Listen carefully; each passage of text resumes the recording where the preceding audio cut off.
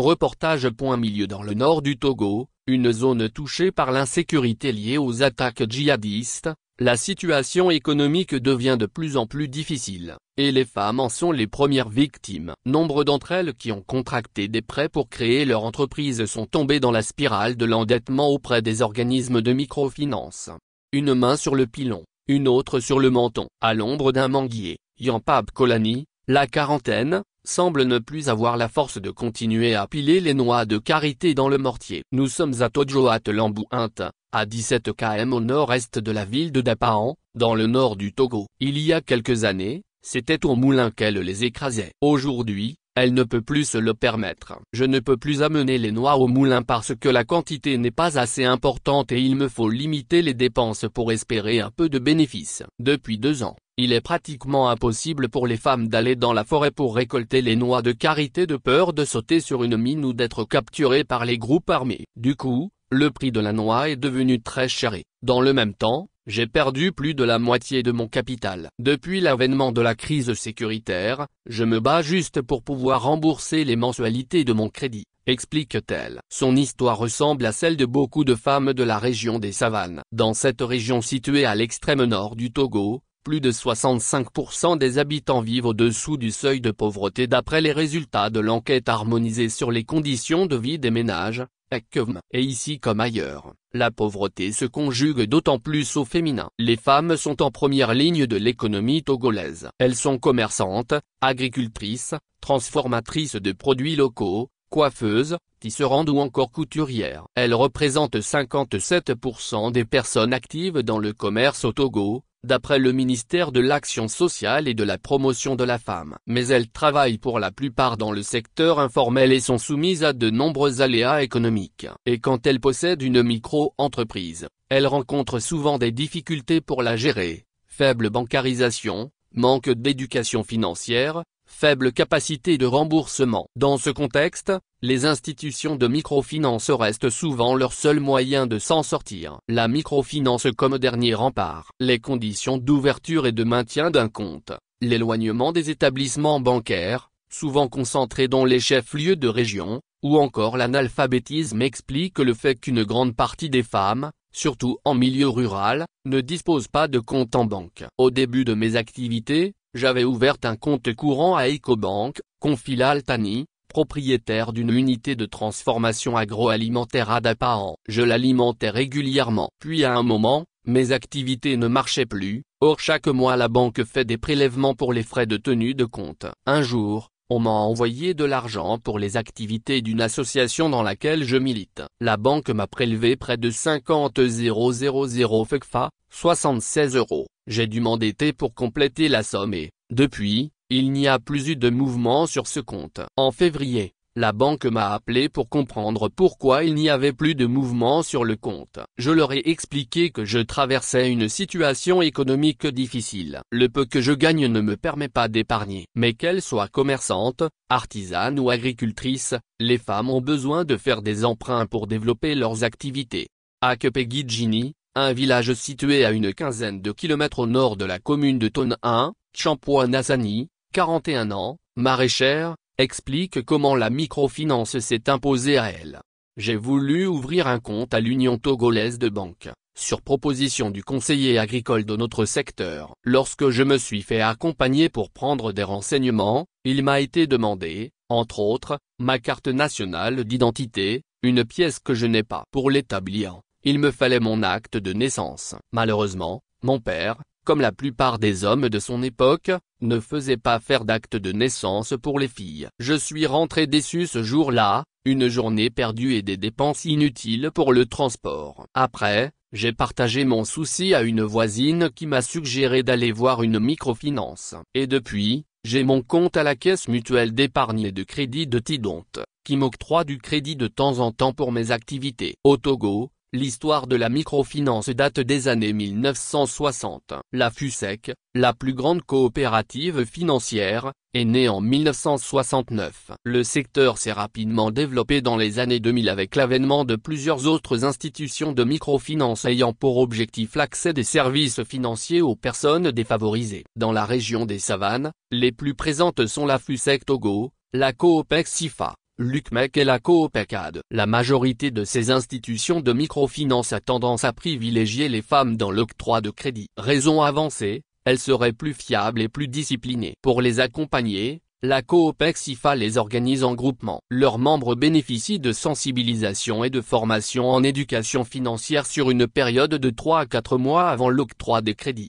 Des taux d'intérêt démesurés. Selon la Banque centrale des États de l'Afrique de l'Ouest, BCEAO, le taux d'intérêt maximal est de 24% dans les microfinances. Dans celle de la région des Savanes, il va de 4 à 16% selon les types de crédits, contre 8% maximum dans les banques. Ces taux sont démesurés pour les emprunteuses, surtout dans cette région classée la plus pauvre du pays. Au marché de Dapahan, Bibata Coanda, revendeuse de beurre de karité, se désole. 16% d'intérêt, je trouve cela exorbitant. Je n'arrive plus à vendre à cause de la crise sécuritaire, et depuis je n'arrive pas à rembourser mon crédit alors que l'échéance est arrivée à terme depuis 6 mois. Du côté des institutions de microfinance, les responsables avouent être conscients de cette situation mais disent faire face à des contraintes qui ne permettent pas d'envisager une baisse des taux. Nous avons conscience qu'il faut octroyer le crédit à un faible taux d'intérêt mais nous sommes confrontés à l'indisponibilité des ressources,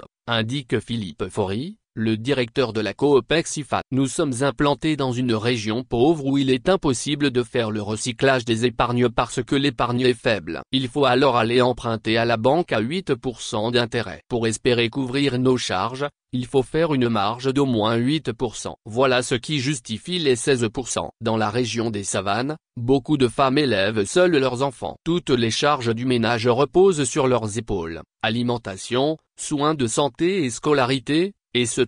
Nous faisons des efforts, nous avons la volonté mais nous semblons faire du surplace. Dès que nous obtenons un crédit et que le mari est mis au courant, il n'assume plus ses responsabilités, explique Yuosa Nampin, cultivatrice à Doupkargou, un village de la préfecture de Tandjouar. C'est avec cet argent qu'il faut payer les frais de scolarité des enfants, les soigner quand ils sont malades, acheter les condiments, aller au moulin, etc.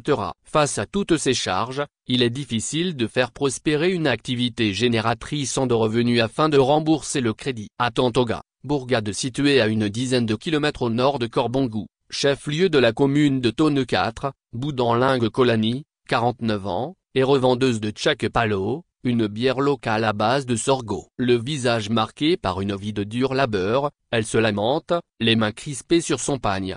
Le jour où j'ai obtenu mon premier crédit, 30 000 FECFA au taux de 16%, ND et LR, mon enfant est tombé malade. J'ai dépensé la totalité à l'hôpital parce que mon mari n'avait rien. Pour ne plus rester les bras croisés, je suis allé acheter un sac de 1000 à crédit. À chaque vente, il fallait rembourser à la commerçante, et à la fin du mois il fallait verser la mensualité au niveau de la microfinance. C'était intenable. Si certaines femmes ont réussi à se soustraire de la précarité, il faut noter aujourd'hui que beaucoup d'emprunteuses s'enfoncent de plus en plus dans un cycle d'endettement. Une crise sécuritaire aggravante. Il y a 3 ans, quand le nord du Togo a commencé à être frappé par les violences des groupes djihadistes venus du Burkina Faso voisin, les activités économiques des femmes ont été plombées. La préfecture de Kpandjal, la plus touchée par la crise sécuritaire, est pourtant l'un des greniers céréaliers de la région. Céréales, mais aussi sésame, bois de chauffe, charbon de bois, bétail, volaille, etc. À Dapahan, les grandes commerçantes sont pour la plupart des grossistes de céréales qui dépendent du Kpandjal. Depuis l'attaque qui a visé un camion du marché de Koundjouaré, commune de Kpandjal 1, le 22 juillet 2022, elles craignent pour leur vie. Elles ont cessé de se rendre dans la plupart des marchés de la préfecture du Kpandjal. Leurs activités commerciales sont en berne, et le remboursement des crédits contractés devient impossible. Aujourd'hui, des femmes qui ont dû fuir les violences ont tout perdu. C'est une situation qui a des répercussions sur la vie de notre structure. Aujourd'hui, c'est plus de 60 millions de FECFA que nous avons perdus, confie un haut responsable d'une institution financière implantée dans la région, qui ne souhaite pas révéler son identité ni celle de son établissement. À la Coopec-SIFA de Dapahan, Philippe Faury se désole lui aussi de cette situation. Aujourd'hui, la plupart de nos groupements traversent des difficultés de remboursement. Nous avons 4,75% de crédits impayés, assure-t-il. Dans le nord du Togo, quelques voix s'élèvent pour contester l'opportunité de continuer de prêter de l'argent aux femmes qui ne répondent plus aux critères ordinaires de solvabilité. Sylvain Nassandja, opérateur économique dans l'immobilier à Dapahan, estime qu'il faut arrêter de les enfoncer. Une commerçante de céréales était venue me voir pour que je lui prête la somme de 300 000 FCFA pour satisfaire à une commande d'un fournisseur. Elle a promis de me rembourser dans un délai de 3 semaines au plus tard. Je n'ai pas hésité à lui donner l'argent parce que je la connaissais très bien. Après 1 mois, elle ne m'avait pas remboursé. Au bout de 2 mois, elle a avoué qu'en réalité elle avait utilisé la somme que je lui avais prêtée pour rembourser un crédit dans une microfinance et qu'elle attendait le déblocage d'un nouveau crédit avant de me rembourser. Comment pourra-t-elle se tirer d'affaire? Difficile de sortir du cycle de l'endettement. De tels témoignages sont légion. Dans le village de Sidiki, 8 km au sud-est de Dapahan, le chef Yantou Glitam peut en témoigner. Il est difficile de sortir de ce cycle d'endettement. Les crédits obtenus auprès des microfinances servent à rembourser d'autres contractés auprès des particuliers. Pour rembourser 100 000 FCFA par exemple, on emprunte 50 000 FCFA chez une personne, 30 000 chez une deuxième et 20 000 chez une troisième.